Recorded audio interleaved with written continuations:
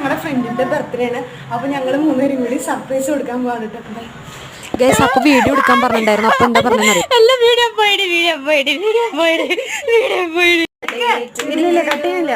Happy ഒരുപാട് കാലം ജീവിച്ചിരിക്കാൻ ദൈവം ആയുസ്സും ആരോഗ്യം തരട്ടെ.